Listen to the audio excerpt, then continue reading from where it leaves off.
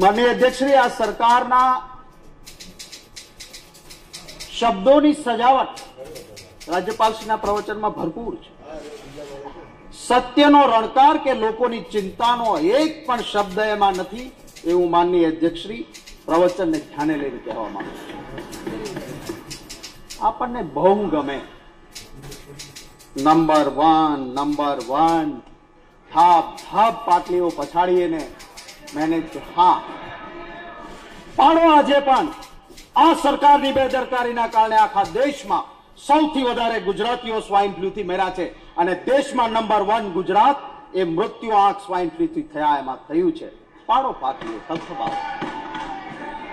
માનનીય અધ્યક્ષશ્રીથી લઈને માનનીય, ખોટી વાત નથી, આ રેકોર્ડ છે. માનનીય અધ્યક્ષશ્રી, અધ્યક્ષ સાહેબથી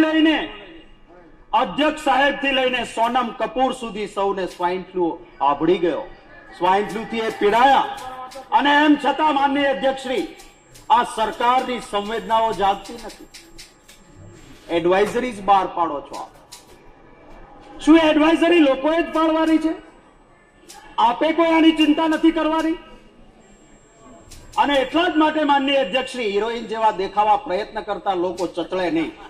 માનનીય અધ્યક્ષશ્રી, મારે એ કહેવું છે કે જે સ્વાઇન ફ્લૂ માટેની આપ એડવાઇઝરી બહાર પાડો છો, માન્ય શક્તિસિંહજી, બેઠા બેઠા બોલે એને જવાબ મળશે જોઈએ. આપના આ શબ્દો, આ તમારા આભાર પ્રવચન બેઠા બેઠા જેમ તેમ બોલે એને જવાબ મળશે દૂર જોઈએ. કરું છું. ચાલો. માનનીય અધ્યક્ષશ્રી, જે એડવાઇઝરી આપણે બહાર પાડીએ કે લોકોએ એકત્રિત નહીં થવું, ટોળા નહીં કરવા, અમદાવાદમાં 144 કલમ રાખવાની અને મેનેજ કરીને લોકોના ટોળે ટોળા અહીંયા અમદાવાદની બાજુમાં ગાંધીનગરમાં આપણી વાહવા માટે ભેગા કરવાના, આપણી સ્વાઇન ફ્લૂની ચિંતા છે.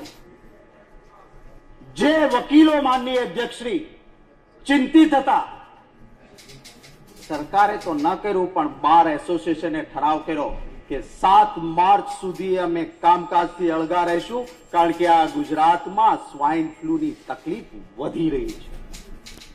આ સરકાર ચિંતિત હોત, બહાર નહીં, બીજા રાજ્યોએ તો કર્યું છે.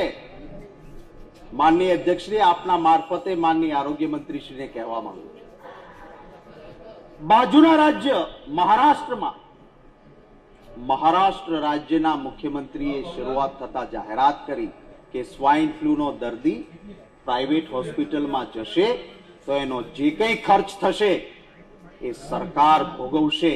અને ગુજરાતમાં તમે શું કરો છો? આપણે તો શ્રીમંત, કરોડો રૂપિયા ઉદ્યોગપતિઓને આપી શકીએ, લેનો માટે લાલ જાજમ બિછાવી શકીએ, અને ગરીબ દર્દી, આવો મારા વિંજાણ ગામમાં એક મહિલાની જે હાલત થઈ સ્વાઇન ફ્લૂમાં, એ મૃત્યુ પામી, બ્રાહ્મણની દીકરી, અને 5.5 લાખ રૂપિયા એને વ્યાજે માથે કરીને લખ્યા. મેં પત્ર લખીને મોકલ્યો કે આમને નાણાં કમસે કમ મુખ્યમંત્રીના રાહત ફંડમાંથી આપો આ સ્વાઇન ફ્લૂના. માનનીય અધ્યક્ષશ્રી, હું એ કહેવા માંગતો હતો કે આપણી સંવેદનાઓ ત્યાં સરકારી હોસ્પિટલમાં સારવાર સારી મળતી હોત, આપણી સરકારી હોસ્પિટલ બહુ સારી હોત, તો આ માનનીય અધ્યક્ષશ્રીને સ્વાઇન ફ્લૂ થયો તો એ મહાવીર હોસ્પિટલમાં ન જાત, સરકારી હોસ્પિટલમાં જાત, કારણ કે આપણી ઉત્તમ છે. આપના આઈએએસ અધિકારી સરકારી હોસ્પિટલ છોડી અને એપોલો હોસ્પિટલમાં જતા રહે છે. તમારી સરકારી હોસ્પિટલ બહુ સારી છે, તો શા માટે આપણા આઈએએસ અધિકારી સરકારી હોસ્પિટલમાં સારવાર નથી લેતા ભાઈ?